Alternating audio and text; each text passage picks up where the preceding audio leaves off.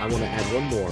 Successful business owner. Thank you, small business owner. I'm doing very well this morning. I'm back in Texas this week, so I've been training the guys all week. We had a good week. Some guys took time off, Thanksgiving, and they were kind of ripping and ready to go this week. So yeah, it's good to be back here. Although I think it's warmer in Colorado the last couple of days than it has been in Texas. So I don't know how I timed that one correctly. Right. Yeah. And there's been a cold front in Florida this week as well, which I don't mind, by the way. I don't mind wearing the jacket once in a while, having to wear it and just feel a little chilly at times. It's not bad. It breaks up the monotony of the constant heat. Although it's not as hot for those listeners in Florida in the summer. It's not as hot as it is in the summer in the wintertime. This is a nice time of year, but nevertheless, it was a little the best. Yes. It's the best time of year. Yeah. I agree. Hey, news came up this week from various media outlets about the NC Dinos of the Korean baseball organization. I think I'm saying that name right, the team name. They put up a posting number for outfielder Sungbum Na. I think hopefully I'm not saying his name wrong. But last year he posted a slash line of 317, 384, and 542. In his career, he's hit 179 home runs, 244 doubles, 25 triples, in 4,140 plate appearances across 2 years. I don't know if you've heard about him, but he's a big-time prospect that teams are looking at bringing to the States. And I bring this up because we've talked on this show about Spanish-born players and their movements at the plate, the structure of their swings, how they move from the top down more so, where American players are reversed. But talking about Japanese and Korean-born players, what is their swing structure like as it relates to what I just talked about with Spanish and American-born players? I mean, we've talked about Ichiro on this show before, and we're going to do a swing breakdown on him sometime in the next year. That'll be a lot of fun.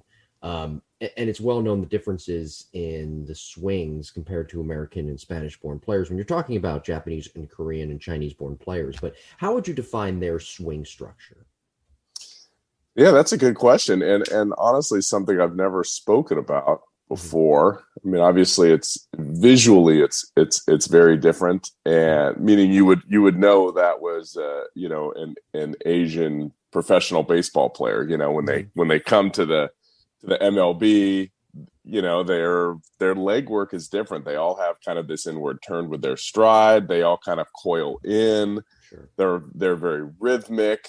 I think it might come from, and again, I've never been there. I would love to coach there. I'd love to see that culture and to see how it works. But it would go back to something that I learned in my international business classes was they follow a regimen. They're taught something and they follow it, and there's a plan to everything, and it's probably very well organized from the youth game on up, from 8, 9, 10-year-olds, where they learn. I would say it's a bottom-up approach, right? They learn, a stride. They learn rhythm. They probably learn that first, where American players are probably taught, turning first or mechanics first, almost like a squashing the bug or a spinning of the shoulders. That's what I see with young, American kids. Yeah. Latin kids are taught a leg kick and they're working hands. They're kind of working on hand path and through the ball. And then, it seems like the Asian players are more of a, rhythm, get the body in position, coil, very stylish. That's probably what they're learning at a young level. Yeah. I saw a drill online. You've probably seen this as well, of a coach in front of a hitter. They have a screen behind them, but the coach does not have an L screen or anything in front of him, and he's just flipping balls. Have you seen that on somewhere on Twitter or whatever? Yeah, I have. Yeah, it was like the ultimate trust drill or something like that, where they're working on hitting balls away. Yeah.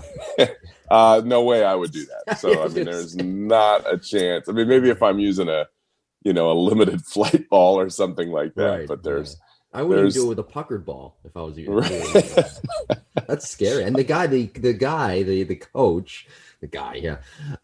coach doesn't even flinch. He doesn't even move. No. Right?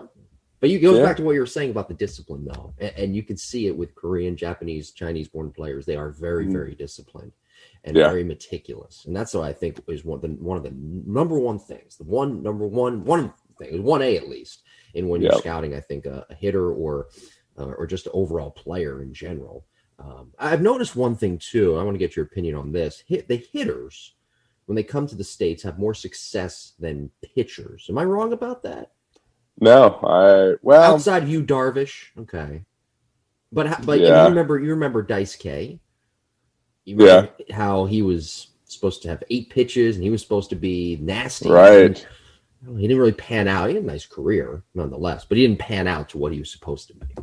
Yeah, I mean, there's been, I'm thinking Nomo back in the day. He was like one of the first ones, Hideo Nomo, and there was who was the guy from Boston that was like ended up being their closer or back end bullpen guy. He had a really nice career recently.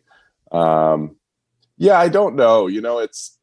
I mean, Hyunjin Ryu is certainly he's another he's pretty good, but. And even his pitching style kind of matches the hitting style of the players, right? Like his leg kick and his delivery is very big and smooth. And I do. They're different builds too. They're not. Some of the Latin players are big monsters. When they're tight ends. Right, they're linebackers that don't play football because there's no football. You play baseball in the Dominican, so you're not losing those athletes to football or basketball. These big, strong guys that. So the baseball, the physicality of Dominican players and American players, they're much more physical, they're much more weight training, strength training oriented, where the Japanese or the Asian players, the Korean players, they don't seem to have that physicality. They're not, and so they have to make up for that in rhythm and flexibility and smoothness and maximizing barrel speed. Where sometimes big American high school kids can just like turn fast. They're real stocky. They've been in the weight room a lot. And they can just kind of create speed that way, where the Asian players actually probably utilize the kinetic sequencing much better because they're 175 pounds, at age 17 or 18 versus some of the big guys that are 220 pounds. Yeah. Well, Sung Bum Ne, I hope I'm saying his name right. I don't want to. I think that's how you say it. He's a good player, and he's 31 years old and should make some money in the near future. Now, I don't want to gloss over the age. I want to touch on that for a second because people and pundits, front office members always talk about the game getting younger and younger, and the data presents that. Won't go into it here, but there seems to be certain guys in the minor leagues, major leagues, who are being signed in their late 20s, early 30s. You think about Yuli Gurriel being one of those guys, of course, with the Astros, and they make their major league debut. Yuli Gurriel is the most known of that group. Could we be seeing a trend here develop with older players maybe serving as rookies because they were signed later in their careers? Ney being one, and of course Yuli Gurriel being the most, I guess, for lack of a better term, famous of that group that's currently being signed at later ages. I think if player development continues, then that's essentially what you're seeing with guys that are maybe late bloomers. Maybe they look at Justin Turner, right? Maybe they made a swing change. Maybe they figured it out. People always say, oh, it's going to take him a few years in the big leagues to figure it out. Yeah. He's going to have to go down to the minor leagues and figure it out. He's going to come back up and figure it out. Maybe they figure it out by having a better mental plan or a better anticipation plan or a better idea of what their strengths are, and that comes with maturity as well. So I think with players, obviously you have the Juan Sotos, you have the Mike Trouts, you have the Harpers, you have the guys that, fly through the minor leagues that are can't miss guys, right? They're just, they're head and shoulders above everyone else because of their natural born abilities. But you have so many other players that aren't like that are hard workers. They're obviously great athletes, but they're hard workers. And I think you do find people that figure it out. I will say that some of the Korean and Japanese players, have success there and they come over when they're older. And it doesn't pan out because it is a different game. You'd love to have those guys. If they're going to be that talented, it'd be nice to have them when they're 23, 24 and working their way up, because regardless, there's always a learning curve when you come to the United States, just like American players that go over there and Yeah. play. There's a learning curve with the culture. There's a learning curve with your teammates. There's a Why do learning they curve with sign the later? travel. That's a question I think that we should pose. Why do they sign later then? Why don't they sign when they're 22, 23? Well, I think they get signed by their teams there, right? So Right, of course. they're owned, they're owned by those teams at a younger age. It's Yeah. not as easy with the international scouting to bring those guys over. They have a professional league already established there. So those guys are getting signed up at a younger age from their team. And it's a business, right? So those guys are holding on to them. They want to do the same thing because they get paid. If this gentleman, again, I can't remember, was it Sunbum Na or Nay or Yes. Anyway, so he's whoever signs him has to pay his home organization the posting fee. Yeah, like they're going to get paid. Yeah. So it's yes, they're going to lose a player, but they're going to get paid for it. So I'm sure that's a big part of it too. By the way, I wrote down on a piece of paper yesterday, and I wanted to bring this up on the show. I wrote it in big capital letters on my piece of paper here. It's very important that Major League Baseball has stolen our idea of summer teams. Did you see that? Scouting leagues. They stole our idea. They did. I'm sure they put it together within 48 hours after we spoke too, which is amazing that they could do that quickly. That's right. And let's talk about that because I'm not clear on it in terms of they say it's for college juniors, right? Or seniors, but college players are going to play the good ones are going to play until at least the end of May. Right. And the draft, did they move the draft back? Yeah, they moved the draft back. And I think what they're saying is that these leagues are going to dwarf Cape Cod League. What leagues did you play in when you were? Yeah, there's the Cape Cod, there's the Valley League. Did you play in the Valley League? I did. That's in Virginia. Okay. Yeah, there's the Texas League here. There's the Jayhawk and Mink and Alaskan and the New England. There's one in Long Island now that's pretty good. The New England one, the Great Lakes League. Yeah, there's really good leagues all over. But again, it's for everyone, right? Not everybody's going to be a top 10 draft pick. You got younger junior college, you got freshmen, you got underclassmen. So there's still plenty of summer baseball out there for people. I guess they all turn into short season leagues in a way. I think that's what they were taking, the short season teams, and they're trying to cap, they're going to put these short season teams out of business is essentially what's happening. So they need to fill those stadiums with something. Yeah, I get it. I guess it's the Staten Island Yankees. To your point about teams going out of business, they're not real happy. They ceased operations. Yeah, and I think sued, but did they sue? Yeah, I didn't know if it was them or the Cyclones or maybe both of them. No, I don't know about Brooklyn. I do know about Staten Island though. They did. I don't know if people have heard. They did cease operations and they sued the Yankees in Major League Baseball, and I think the money's going to go to the charity if they do win. But that was a rough day for minor league baseball. Yeah. Although I'll say this: if you're looking at it from a business standpoint, and unfortunately in today's society, I've noticed more and more, and I think you and I've talked about this, that people rely so much on feelings nowadays, and they don't really look at facts and figures. You're smiling because I'm right, but I think not a political show, Jim. When you look, it's not political; it's life. I think when you look at some of these teams. First of all, in that area, in the New York area, there's one team that dominates. Not a major league. I'm not talking about a major league team. It's the Long Island Ducks of the Atlantic League. They sell out almost every night. They're one of the most successful minor league franchise. I don't want to call them minor league. Is it independent ball? They're independent ball. They're one of the most successful professional franchises, maybe in the country. Look at Staten Island and their attendance. It wasn't great. You look at Brooklyn, their attendance isn't great. So some of these short season teams, they didn't have the greatest attendance either. And when you're looking at it from what Major League Baseball is trying to do from a business standpoint, I think teams should be jumping up and down because you can now evaluate guys in real live game action against some of the toughest, like for example, high school guys with tough competition. I think high schoolers are allowed to play against some of the best college guys. So I think it actually works out better for Major League Baseball and kind of streamlining their prospects and getting them into the professional game a little bit more. more smoothly, I should say.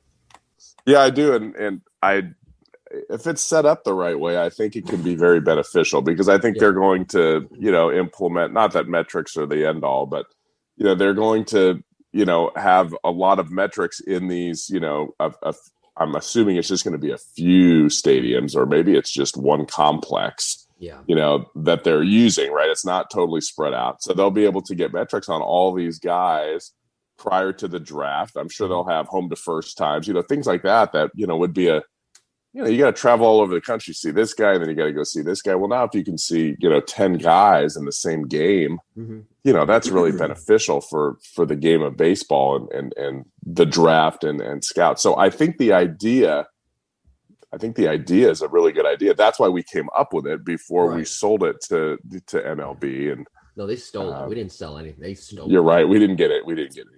They stole. No. We came up with. But maybe we can backdate our intellectual property, and we might have a lawsuit. I'm sure we have some attorneys that listen to us. We could name one of the leagues the Lab League or something. Yeah. It's got a really bad ring to it, though. The Lab League. The Lab League. If you have a lisp, that's not going to be a fun one to say. Yeah, so I'm trying to figure out. I think the draft is still. So they moved it to July. Yes. It used to be early June. So now it's after the College World Series.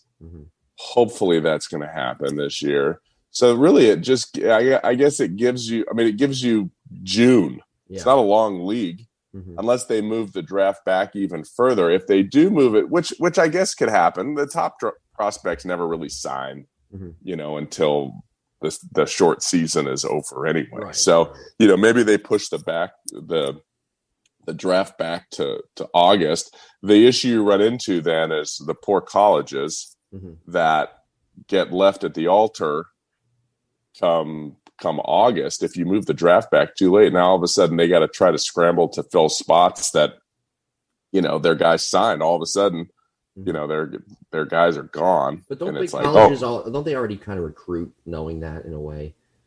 Kind of recruit. But you don't know. Yeah, you have to kind of have an idea. Yeah. But you never. When you're if you're a smaller school, it's not a big deal, right? You know who's coming.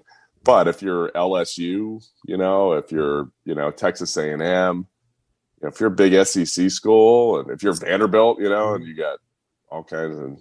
We won't go down that road, but you're Vanderbilt and you got, you've recruited like 25 guys for each class, knowing that 12 of them won't show up on campus, but which 12 will it be? And will it be more than that and less than that? Luckily they're a private institution, so they can get creative, but it is tough. So you can't push the draft back that long. I guess that's the best thing.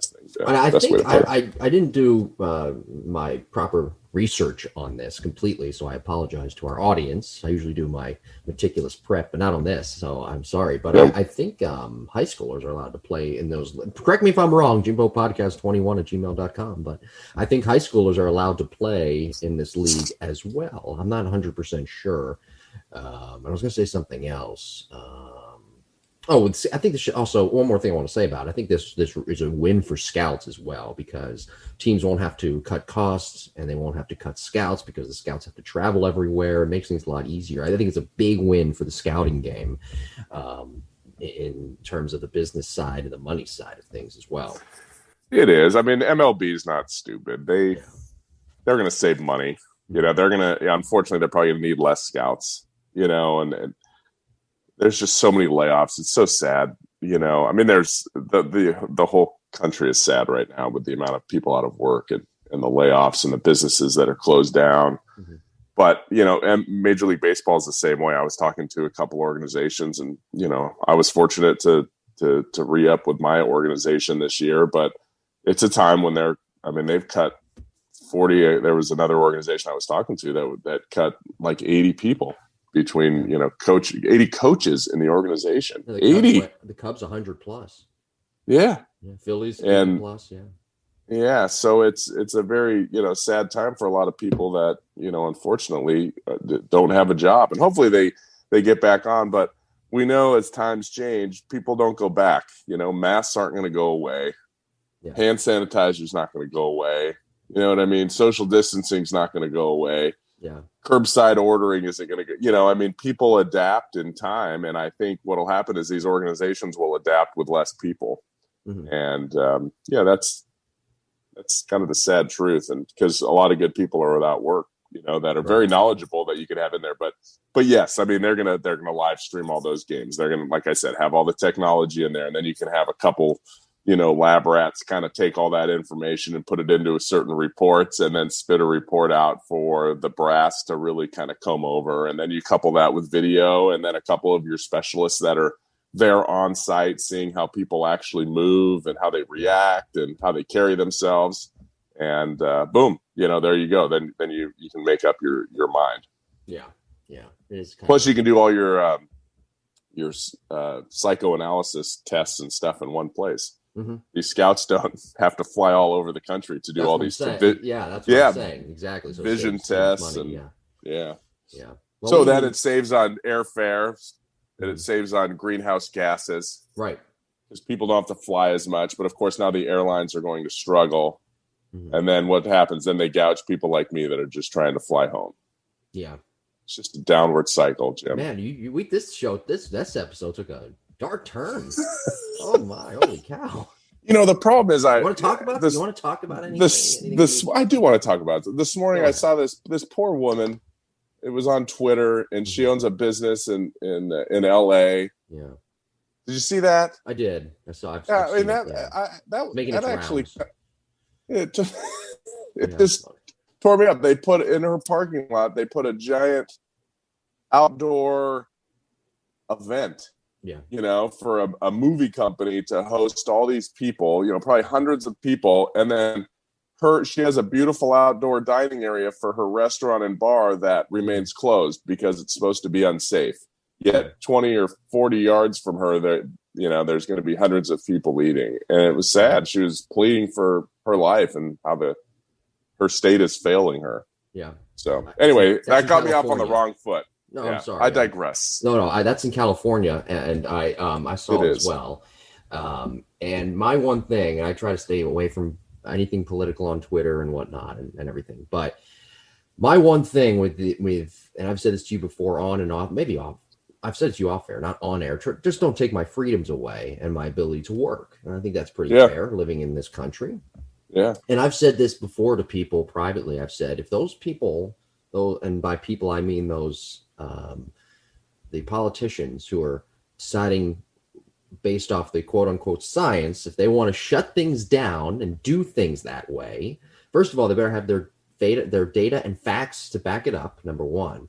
And if they don't, which they don't, and the science is showing that, then I tell all these people who are under these restrictions, gym owners, restaurant owners, small business owners, open up with safety protocols, whatever you want to put in there, but it's a free country. What they're doing, they don't know this. It's unconstitutional.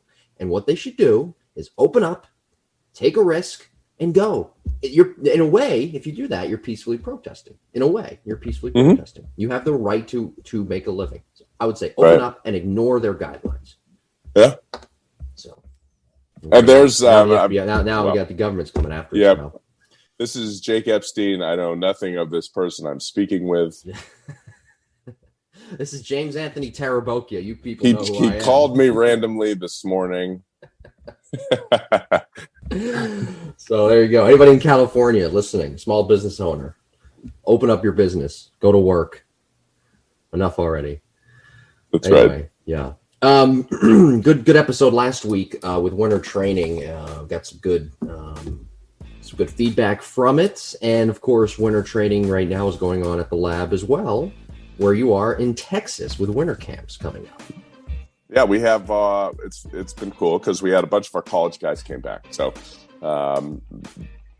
they can train all day. So we do have for those guys listening, we have the unlimited package. So you guys can come in and train all day. Pretty much have free reign of the facility. You can go out on the field, hit, throw, run, take some ground balls, fly balls. Obviously, hit with Matt, and myself that are in the lab. Do the VR, whatever you guys want to do. So we welcome and not just people that we know. So anyone out there, even if we don't know you and you're within driving distance, come see us if you're a college player looking to stay sharp. And then my out of state camp 27th through the 30th. That's starting to roll in a little bit with college players and, some advanced high school guys and girls. We're doing a baseball and softball portion of that. 3 hours a day, 27th through the 30th. So what's that? 4 days. It's like 12 hours of training. Come see us. You'll be sick and tired of me by the time you leave. No, never. Yes, but just think how great you will feel when you're done, when you know that you've gotten better heading back to your college season. So, yeah, we're doing that right before the new year ends and the kids go back to school. Sounds great. So for more information, be sure to log on to thelabbcs.com. Again, that is thelabbcs.com, or call 979-985-4462. I got the website right this week, by the way. More sharp this week. You're on point today.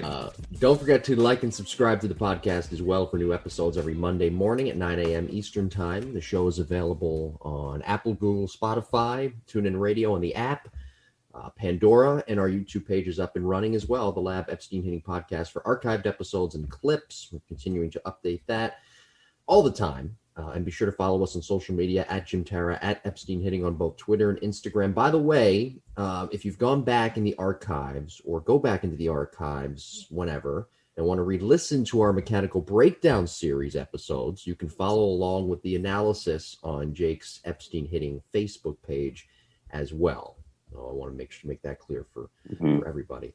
This week, episode number 33 of The Lab, we're talking about understanding your movement as a hitter. It's our player development series, volume 6. And we've said this before on the show about how some of these moves that you teach are very athletic and can be learned over time, usually around, and I think you still subscribe to this rule, around 9-10 years old when you start to learn those movements that you teach that Ted Williams used, obviously, and laid the groundwork for.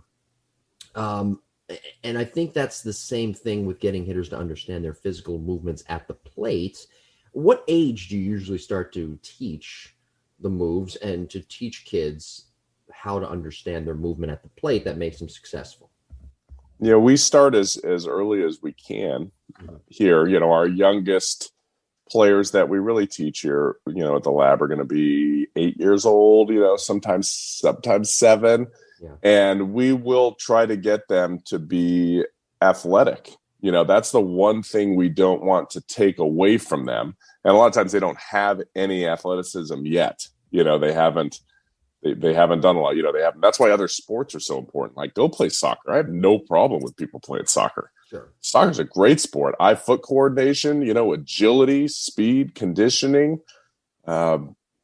using your head. I don't know. I'm not a soccer guy, but it's a great sport. Basketball is a great sport. You say that joking in a way, right, facetiously, but looking at it from more of a serious, it's coordination. Exactly what you're saying. It's like hockey with skills. Hockey, soccer, baseball, they're all skill sports, and they're great sports to play to develop those functional strengths and skills. Yeah. So, I obviously we want our guys to play as many sports as they can. Sure. But we also, when it's baseball time, we want to make sure we're giving them the right information. So, yes, we'll do all kinds of different drills. We'll do a walkthrough drill where, the first time they do it, they almost fall down, right? They don't know how to, move their foot this way and that way. It's where they're building in rhythm. They're building in, brain to foot rhythm, eye-foot coordination, if you will. So we'll give them walkthrough drills, and everybody's doing that when we warm up. We're doing walkthrough drills, we're doing loose hands drills, we're doing rhythmic drills where we're, making circles with our hands and lifting our bat. We're not stationary. We'll give them, open strides and make them have a leg kick and come in. Doesn't mean that's what they're going to do, but at least they're able to be flexible with their training. It's like the game of pepper, and I know we've talked about this before, where you got to hit a pitch above your head and below your knees and inside and outside. It gives them this giant framework to work within. It's not just one way to do it. And then if they get outside of that comfort zone, they're going to fail. Like if you only work on pitches outside, and then all of a sudden somebody throws you inside, you're like, oh, I wasn't in position to hit that. So we work essentially from the middle and then expand as much as we possibly can, just to get players to be loose and athletic and to have a stride and to know that their hands can't fire until their front foot hits the ground. but that you can't stride too early, and so we give them weight shifts and we give them rhythms, and some players absolutely take off with it. And hey, that felt so great. And you look so good. And then other players, it's like, okay, that's too much. Like this kid, God bless him, but he's going to save people's lives one day, not on a baseball field. Right. I mean, he's got a different kind of brain and path for this world. And, he's probably going to play high school baseball, but he's not going to go beyond that. Mm-hmm. And so those players, you maybe make things a little bit more simpler for, but you give them everything you can in the beginning to see what they can handle and what sticks. And then on the other end, we had a high school player yesterday who I think he's a senior high school, strong kid who has never been taught any rhythm. I mean, I remember when he first started with us. Are you talking about rhythm in stance or just in general? Both. Okay. So wow. we'll start with just in his hitting. Mm-hmm. When he came to us, he used to stride early and get his foot down early, but then he would swing late. Right. So what does that mean? That means, oh my God, he's always late. So people are like, get your foot down, get your foot down, get your foot down. Well, that didn't do anything for him. Right. He got his foot down, but he still made up his mind late. And so we've been trying to loosen him up and giving him all kinds of smooth. I think, he really struggled in the summer. So, obviously I'm not going to say names, but I don't know. I shouldn't say in the summer. In the spring, I don't know how many hits he got. I think you can count them on one hand, or maybe just a couple fingers kind of thing. Oh, wow. And then he started working with us in the summer, and it was like, he was getting hits every weekend, and he was super happy, and he's come so much further from then. And so yesterday it was like, okay, we got to loosen you up a little bit. We got to, get this. And as soon as he did that, all of a sudden, all this energy started to come out of his barrel. Yeah. Because he was a strong guy, but didn't hit the ball. He probably hits the ball in the 80s, 83, 84 miles an hour. Mm-hmm. But, if he wants to play at the next level, he's going to have to be in the 90s here, within a couple months. And so all of a sudden, loosening him up and getting him to maximize his kinetic sequencing, right? Because his lower body is good. He doesn't have any bat drag. There's no casting or arm bar, but he's so tight with his shoulders and arms that the barrel just turns through. Yeah. And we don't get him to whip the barrel. And so, Matt finally got him yesterday to feel that whip. Mm-hmm. And again, he's feeling it in front toss, right? He's feeling it. So he's come a certain way, and it's like now we're trying to build in more rhythm. So very different when you go old players. It's like, okay, old players, we just got to get, okay, what do you need to work on? Okay, you need to work on this. Let's work on this. Let's get you hitting the ball. And then it's like, okay, we can still build in that rhythm. But if you have a choice, if you're molding your own child, right? Like your own kid that's 8, 9, 10 years old, give them rhythmic drills. Have them throw the ball up. We've talked about this. Throw the ball up and hit it to yourself. Play pepper. Just make sure they don't come forward too much. That's the only thing. Like if they cast a little bit, fine, whatever. Just get them to move athletically. You can fix all of that stuff in due time. But if they're little robots in the very beginning, it makes it very tough to build in rhythm later. Yeah, one of the drills I think is very functional. I'm not sure if you do this. It's the step back drill. You probably do. Yep, where you absolutely. You hop back, and then you get your foot up in the air, and then you swing. And that's kind of helping understand the type of movement in getting into your back hip and getting the hips into it and torque and whatnot, and just getting loaded up, correct? I don't want to give away too many of your drills. No, I'm going to blow my own horn here because I think I was like the first person to do this drill. Like no SHI next letter. Yeah, no shit. There you go. Yeah, and the reason is because I've been watching Nolan Arenado's and see. I mean, you can go back and look at my old Twitter, stuff from 4 or 5 years ago. Sure. When he steps back, and I'm like, look at how great his feet are. I remember sending in a tweet to the Rockies, broadcast on the game, and they're like, "Oh, awesome. Like, we've never really noticed that." Yeah. Really? Like, you watch this guy like 400 or 500 at bats every year. It's amazing that. But it was like some people don't see things; they watch it every day. Amazing. Yeah, and they're not looking. I mean, they're not looking for that, right? But it was like so. I started doing that at camps. I don't know, 4 or 5 years ago. I started implementing just like a little. We would go from foot to foot, and then they would go heavier into their back one, and it just locks in your back hip. So yes, we do the step back drill a lot, and you can make it small or you can make it big, depending on how you want to do it. But all those kind of drills, step back drill, a crossover drill, when we do the crossover drill, we do it with a huge hand movement too. like the hands start above our head, we bring them all the way down to our hip, and then we bring them back up to our launch position. Like we want everything moving together, arms and hands kind of in unison. Sure. And it really, I mean, it's really funny. Like, the first time, hey, here's, kids' first day, hey, we're going to do this. And they're like, what? We had a girl last night doing it for the first time. It was off. She was stepping with the wrong foot and laughing. And, her buddy was laughing at her. And, it took 5 swings, and then boom, now all of a sudden the brain starts to understand. Now the body starts to follow that. So after 10 or 12 swings, she owned it. Yeah. When you and I worked together, one of the first things we did was hitting the tire and check swinging into the tire with that resistance. I wasn't hitting any balls. I was just trying to get the feel of those movements. Is that one of the drills that you still like to implement with everybody and trying to get the feel for their movement and the point of contact where they need to be? Yeah, and we use the punching bag now. You can use a tire. I think I use a tire. You use the punching bag. I'm sorry. Yeah. No, I mean, that's just whatever you use is. What happens is a punching bag has a giant a giant contact zone, right? Like you're not hitting a ball. Yeah. So you're not going to miss the punching bag. Little Johnny's not going to miss the punching bag. So, it's really important to teaching is what we pride ourselves on, like, definitely at the lab, but Epstein hitting, dating back to the early 2000s is, we pride ourselves on good information, but how to change a player for the better. Like, how do we take this information and apply it? What is the process to fixing this hand issue? They have a hand issue, right? Or they have an arm issue, or they have a leg issue. What is the best way to approach that change? And so with the punching bag, it was, okay, we need to take the fear out of making contact, right? Like, here's a bag. We're going to work on our feet. I'm going to put this punching bag out here because we can think about our feet, and I know you're going to hit the punching bag, okay? But then at the same time, it's like, okay, when you hit the punching bag, I want you to make sure that your hands go this way and you're extending your arms properly and the angle of the bat is correctly.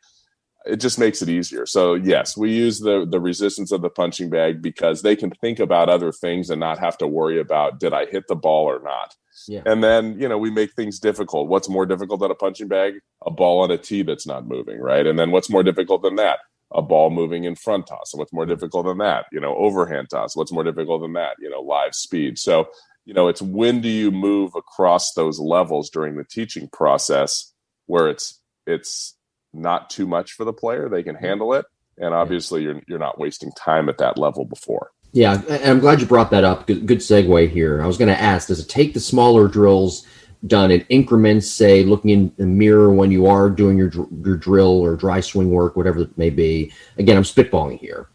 But is that the best way to go, doing the smaller drills in increments? I mean, you just kind of compartmentalized how to feel your movements right there and what you just said, but doing the drills, doing mirror work, can that really help a player understanding their movement as well to get to a point where, I don't want to say it's getting to a quicker point to hitting a live ball or a moving ball, but are those ways that can help implementing those smaller drills and increments? Yeah, you can't make changes full speed, right? I mean, yeah. But I think a lot of times hitters and younger hitters and their parents. Oh, absolutely. That's the big issue. Yeah, and trust me, like I have kids, like hey, let's do the bottom hand drill 50 times. Yeah. Like my daughter's gonna be like, that's lame. But if I'm teaching another player, like I have to go in and give a bunch of lessons today after this. Okay, you got it, coach. Boom, boom, boom, boom, boom, boom, boom. Right. Yeah. So yes, that's the best way to do it, and that's where you get feels. Okay, so everybody talks about. Especially if you're hitting Twitter, right? Like feel versus real. Like what are they really doing, but what are they feeling? And how do we combine those two, right? And the only way you get feels is by going slow. Yeah. Slow gives you feel. Doing one hand drills, two hand drills, doing the rhythm drills, doing, barrel throwing drills or, what does that feel? I always ask players, I told you to do this. Swing down. I told you to swing up, whatever it is I tell them. What did it feel like to you? Like, I don't care. You just did it right. Use your own words, not mine. I don't care what it is. You could say, I'm thinking about purple Twinkies. You're thinking about purple Twinkies? I'm going to remind you purple Twinkies every time I throw a ball. What's a purple because Twinkie? I don't know. It's just something stupid, right? But it's something that, it's something that they're thinking about that made them do the move correctly that I wanted to. So maybe they're thinking, I'm trying to get them to extend. Okay. So they're all tied up, tight elbows, tight shoulders, spinning off the ball. So I told them, look, I want you to, extend through, blah, blah, blah. We go over all of a sudden they get it. 1, 2, 3 in a row. What are you thinking about? Coach, I'm thinking about swinging to your knees. I don't even know what that means. But before I throw the pitch, I'm like, swing to my knees, and I'll throw it. Swing to my knees. I want them to, and then all of a sudden they get into a slump later on. What happens with slumps? Well, slumps, we revert back to our miss, whatever our miss is, golf, basketball, soccer, like our miss, it always comes back, right? Yeah. And it just comes back in smaller increments, but it comes back. We got to know, hey, you go into a slump, all of a sudden you're hitting balls off the end of the bat, hitting balls as a pull side. What do you need to think about? I need to think about swinging to your knees, coach. Boom. That's why I want them to have those feels, because those individual feels are their fixes when they begin to struggle. So it sounds like those are internal cues that help them understand that movement as well. Is that correct? I mean, I see, that's the thing that stumps me a little bit. How do you come up with those? Is it just kind of something that's natural? Do you spin it off that is sort of a natural transition when you come up with internal cues to help better feel that certain movement that you're trying to do? Yeah. I mean, sometimes we're throwing stuff against the wall. Try this. Right. Try this. No, that didn't work. God, that was worse. We never want to use that term again. Mm-hmm. Okay, try this. That's just coaching. Yeah, and that's just coaching experience, right? Different people playing for a long time that have traded ideas and, knowledge, and all of a sudden, boom, one of them works. Yeah. And it's like, okay, write that down, put it on a piece of tape, put it in your helmet so we don't forget it. And you look at that every time you put your helmet on before you hit. So that's what it is. I mean, you can put it on your wristband too if you want. Oh, well, is that the new popular thing now with players? I don't see it yet in pro ball, only with catchers. But. Yeah, no. Well, they have it in their back pocket, right, in pro ball. Oh, that's true. What is this? Oh, I got to shift over here. Yeah. The old guys hate that. Goose Gossage hates that. I know. Yeah. No cheat sheets back in the day. It was just go out there and play, right? Right. Apparently they weren't smart enough to bring pen to paper. Are you talking about your dad's generation? Or are you talking about, okay. You had to have a bench coach, right? I mean, that's why you have or a field, a positional coach out there telling guys what to do. Now the positional coach is like, now the major league organization is like, you know what? I gotta save $100,000. Even though I terminated that guy's contract and I had to pay him $6 million to terminate his contract, I'm gonna save $100,000 by axing one of my position coaches. Yeah. So now I'm gonna give everybody a plastic card. The outfielders have to sit there and pull it out of their pocket on every pitch. We DFA'd a guy and we still owe him $4 million, but this $100,000 will save us money. Yep. No, it makes me sick. F is coming in hot today. I want to touch on the final point here of our player development series, talking about a hitter understanding their movement of all ages, by the way. I want to be clear about that.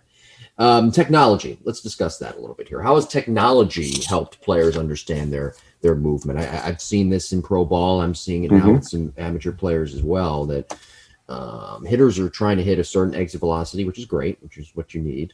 Yeah, and even if you want to play at the major league level, you've needed it forever. We just now have the measurables to be able to decipher everything. You need a certain attack angle, certain launch angle. You and I both agree attack angle is more important. Whatever, tweet at us if you don't agree, or jimbopodcast21, gmail.com if you don't agree. So players are trying to hit certain numbers, certain metrics, which is fine.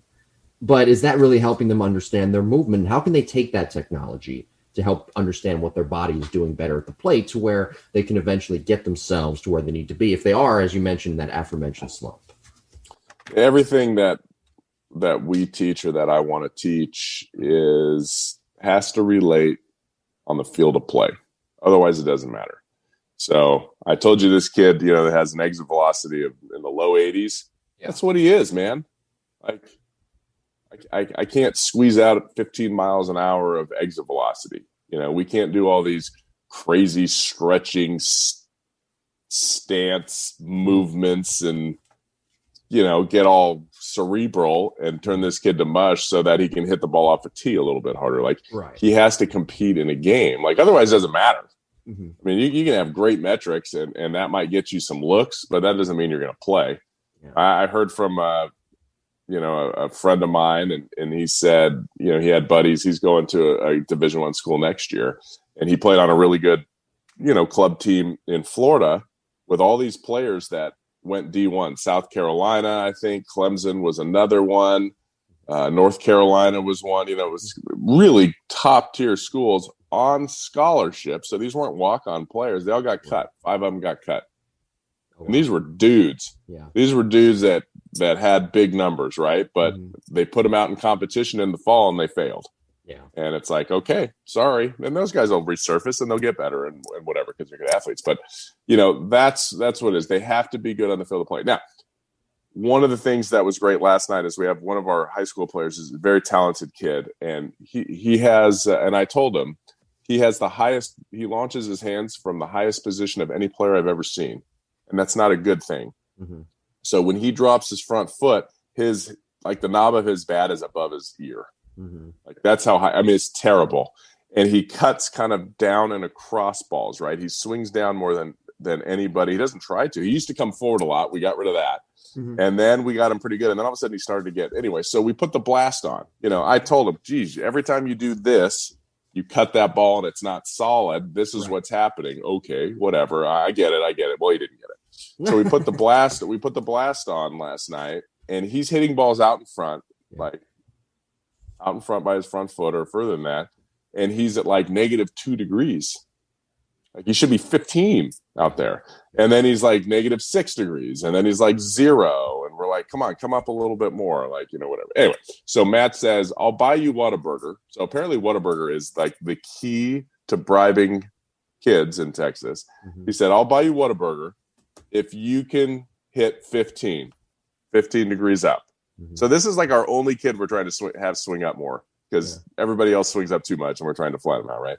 So the next swing, he hits a ball because we got the hit tracks, right? This kid's got power, right? He hits a bomb like left field on a pitch that's inside and he doesn't cut it and pop it up. He hits it like 400 feet and his blast reading was 18. Mm-hmm. And then all of a sudden he went back down to 0 again. And we're like, what are you doing? And then all of a sudden, boom. And so as soon as he had the feel, and he said, Ep, that feels so bad. Yeah. But the ball off the bat felt so good. Mm-hmm. He's like, that was my feel.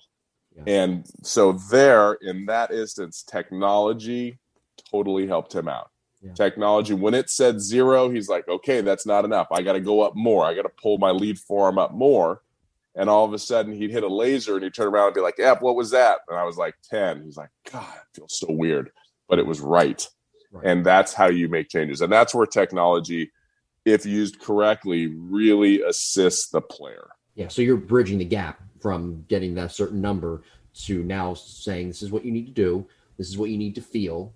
And it may not feel great in this case. Nope. But there's sometimes that missing gap there where you get numbers and technology, but you don't know what feel or what move you need to make to make these numbers better. And that took us 5 minutes instead of maybe 5 weeks. Mm-hmm. Yeah. Okay. And so, and then on the contrary, maybe we do this every week with him, and then all of a sudden he's pretty good. And then all of a sudden, maybe he's swinging up too much, right? Because he's searching for that awkwardness, but he doesn't need to anymore because he's been working on it for a couple weeks. And then all of a sudden, 2 months down the line, we got to make sure he's not coming up too much. Watchful eye, that's easy. Like I can tell that. Matt can tell that. Yeah. But if it was just him, he could put his blast on and be like, oh, now I'm at 20 degrees up. Oh, that's too much. So it's teaching them to learn the technology on their own. It's teaching them how to utilize it the right way and teaching them how to understand their own swing. All right, well, great stuff this week. We'll do a listener question here and wrap this bad boy up. I want to make notes of the fashionable hat that I saw you tweet this week with the Lab logo on it. Where can people get that product if they want a new hat or in need of a holiday gift or stocking stuffer? I see what you did there. I see what you did there. Well, the good news is the hats are sweet. The bad news is I've sold most of them already. People really like them.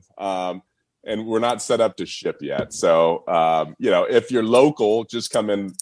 We still have, I think I have maybe a dozen left. I do have some that'll be coming in a similar style with a different patch. I'll be in a couple weeks. We're getting those, and then we'll have some gift cards available as well for the holiday season, for everyone to enjoy. But yes, thank you, Jim, for that. The hats were a success. It was humorous last night because, one of the dads came in and said, Ep, it looks like you let Matt design the hats. And I said, because Matt's 10 years younger than me, right? Or 12 years younger, whatever, he's younger. And he's obviously a little more hip than I am. And I said, actually, I designed those hats and you can't have one anymore. So you're done. So, yes. Now, we are designing a bunch of the younger guys that work for me. They're designing some really cool sweatshirts and shirts and stuff like that. And I have no fashion sense whatsoever. So those will be pretty cool too. What's that? I'll be waiting for mine in the mail. Yeah, I just sent it to Jimbo Podcast, and somehow it ends up at your door. It's awesome. Everybody knows Jimbo Podcast. I was pointing my finger at you because there's this guy in the gym, Demetrius. When I was pointing, like, big Yankees fan. And when I see him in the morning, nobody's perfect. That's right. And when I see him in the morning, when I work out early in the morning, he's there, and he knows who I work for and what I do. And when the Yankees hired the new pitching coach last winter, he noticed me as I was walking in, stopped, straightened up his body, stared at me, and went, "You!" He was late into you. He went off for like a half hour about the Yankees hiring their new pitching coach, Matt Blake, by the way, right? Pitching coach. That's awesome, Demetrius. I will say that Yankee fans they're in it. They're in it, man. They're knowledgeable. They read everything they can. They're opinionated, but you know what? They're fans. Yeah. And I will never say anything bad about any fan. It was great. You love the game and you're passionate. I want to talk to you. Like I have knowledge of it. I don't know. Oh, Demetrius. Yeah. All right. Let's get to our listener question here. This comes to us from Mike via Jimbo Podcast 21 at gmail.com. Mike says, Jim, my question stems from last week's analysis on Roberto Clemente's swing, particularly his drastic back foot action. It also pertains to a question sent in previously about dragging the back foot in contact, as Jake advocates. I sent you clips of, he sent us clips in the email, so I won't. Yep. But he sent us, just for context, he sent us clips of Ruth, Mays, Mantle, and Javi Baez. The clips show variation. Ruth and Mays used a moderate skip. Mantle basically dug a trench with his back foot drag. Baez's back leg and foot action is very explosive. The videos show just how far their back legs travel into contact. By bringing their back foot off the ground is the objective to transfer all the hitter's weight into contact as opposed to sitting on the back leg. Again, I'll ask that again. By bringing the back foot off the ground is the objective to transfer all the hitter's weight into contact as opposed to sitting on the back leg. How important is the action of the back leg and foot in adding to energy and momentum going into contact? That, again, comes to us from Mike via Jimbo Podcast 21 at gmail.com. Thank you, Mike. That's a great question. Great clips he sent too, like really good. I saved all of them. Yeah. Well, he did. Well, they're GIFs. They're really great clips. So, I agree. Yes. So, the players, you can't argue with the players he put in there, right? And Mantle's a fun one, right? Because he took a Mantle left-handed swing. If you look at a Mantle right-handed swing, he sat down even more than that, but he was still athletic enough to drag his back foot. So it's a very, if we go to, what's the best way to put this? If we go back in time, right? Like if you were to see where the catcher was when Ruth hit that home run, the catcher had his gloves set up at the belt. He wasn't even in a crouch, right? Yeah. He had a two-handed catcher and all that. So it used to be a very high ball league. And the higher the pitch, the more upright you have to be. The more upright you have to be, the less weight you're going to have on your backside. So that foot's going to move. Now, Clemente, he was all over the place. He was just a huge weight shift guy. So you also have to think about this. You have to think about how big people were back then. They weren't weightlifters, right? Right. They were Mays was 170 pounds, 175 pounds. Mantle was 180 pounds, 185 pounds. What was Maris? I don't know how big. Maris wasn't big either. No. So you had these guys, and then before that, right, you have guys like people just weren't huge. Jimmy Fox was huge. I think he was 210 pounds, right? Or 200. He was 5'10". Yeah. And he was known as the Beast. Yeah. So although Aaron was big though, Hank Aaron, he was pretty big. But he was still, I don't think he was 200 pounds, was he? Maybe 195. Anyway, go on. I mean, he was very thin, right? It's just a different build. It's not Kyle Schwarber. Right. You're not going to have any guys, or Luke Voigt, or Aaron Judge, or Giancarlo Stanton. Yeah. So, in order to create energy, think about a pitcher, right? If a pitcher has a windup for a reason, if they didn't have a windup, they wouldn't be able to create as much energy. Right? You have to get momentum going. So, these guys that were sub 200 pounds, swinging 35-ounce bats. Bruce was bigger than that, but 35, 36-ounce bats. They had to get it going, right? So they had big strides. If you look at all of these, they had a big weight shift forward. So the bigger weight shift you're going to have, the more the back foot is going to move naturally. They're not trying to move their back foot. That's just what happens. So the analogy I use in certification is the Volvo crash test. The Volvo crash test. That's redundant day. So the Volvo crash test. And if you watch the Volvo and it hits, or whatever car, right? Trust me, I've looked at every car crash you could possibly imagine on IIHS recently. But if they hit a barrier, a full front-on barrier, and they're going, say, 3 miles an hour, and the car hits the barrier, the back end probably won't even move, right? Yeah. The back bumper's not going to move. But if you go at 50 miles an hour, when it hits that barrier, the back of that car is going to come off the ground. Okay, so that's energy. The bigger the strides you're going to have, the more that back foot's going to come up and forward, because you got to try to block that front side. You got to try to straighten that front leg and post up. So all that. I'm sorry to cut you off. You're on a roll, but let me just ask you this: does it also have to do with the amount of torque that you gain as well? It could, because torque's going to create energy up the chain. Okay. Sorry. Go ahead. But it's just a forward move, right? A big stride. So if you have somebody, for instance, Barry Bonds didn't have much of a forward movement, so he spun more on his back foot. Mm-hmm. Mark McGwire didn't have much of a forward movement, so he didn't move his backside very much. Javi Baez has a big forward movement, so his back foot moves a lot. So, the idea is what is perfect for that player? Could Roberto Clemente get away with that nowadays? He probably would have adapted somewhat. Yeah. Or maybe he wouldn't. Maybe he was just that good. Would Mays have adapted? I don't think. I mean, Mays was fine where he was. Mantle was fine with she. I mean, there's big leaguers today, like Bryce Harper's back foot looks like Mantle's back foot most of the time on the left side. Those are very similar. So the key is, and when we did the test, is you have to make sure it doesn't come up off the ground too soon. Mm-hmm. It can go forward along the ground, like you talked about Mantle in the trench, right? Yeah. Like Mantle's digging into the ground, even though his back foot's moving forward. That's very, very good. But if that foot just pops up because it twists, then we lose a lot of ground force with that. So, my teaching of that is it's going to match their weight shift. So a player with a big weight shift, their back foot's going to move a lot more. And so I'm fine with that, but I'll try to minimize it. Like, hey, I need you to sit down more on the back foot, because the more weight you have on your back foot, the less it's going to move. Mm-hmm. If I have a player that spins their back foot and it doesn't move at all, like it really only has to release an inch, right? It just has to release forward to show me that they had a weight shift. I might tell them to, hey, let's get a little bit wider. Mm-hmm. And as they get a little bit wider, all of a sudden you'll see that foot move a little bit more. So it's very dependent on their stride and their style. Mm-hmm. The key is you have to have a weight shift. I don't care how big it is. You have to control it. Like, I can teach everybody Babe Ruth's weight shift. How many people can control that?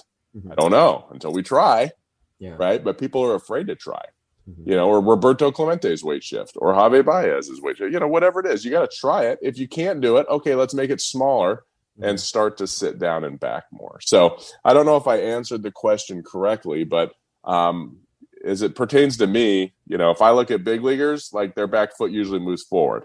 Yeah.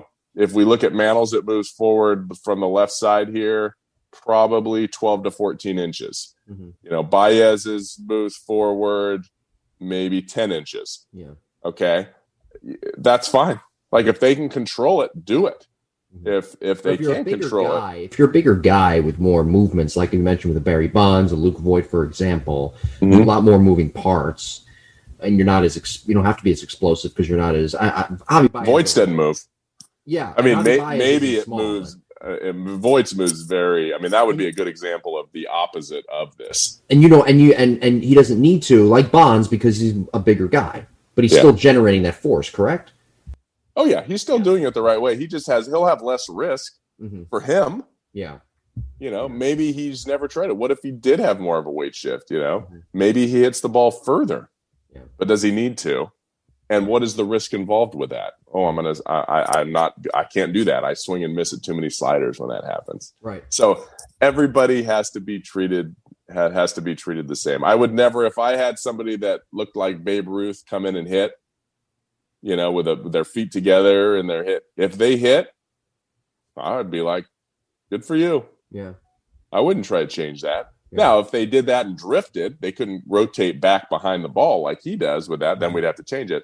But if they had their feet together, they stepped forward, but when their front foot landed, they rotated behind and their hip didn't slide at all. And then I saw them hit in competition and they got going really early and controlled. I'd be like, do it. Mm-hmm.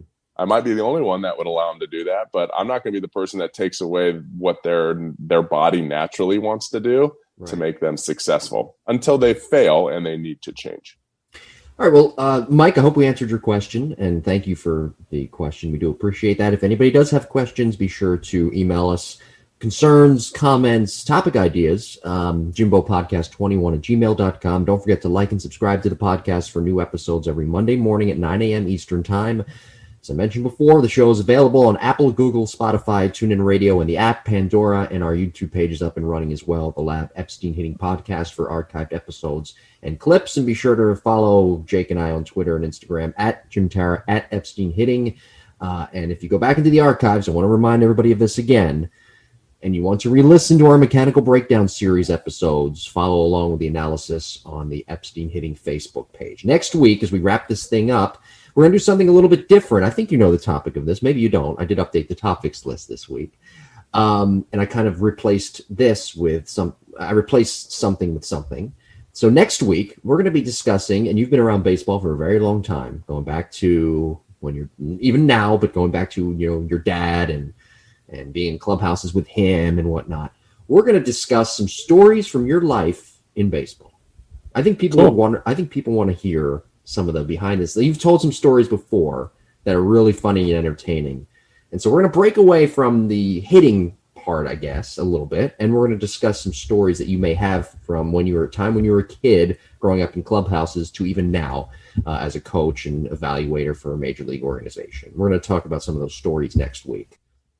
Cool. You put me on the spot. I'm going to have to prepare for that. Well, I'm sure you have a ton of stories. I do, but usually, they're prompted by, geez, Jim, I'm going to really work on this. I'm not going to be able to sleep all week. Oh, sorry. All right, just kidding. It'll be a good episode. Yeah. Good times. All right. So there are some good ones. A peek in at what we'll keep it G-rated too. We'll try, of course. Yeah, we'll try. All right. Thank you for listening, everybody. Be safe, and we'll talk to you next week.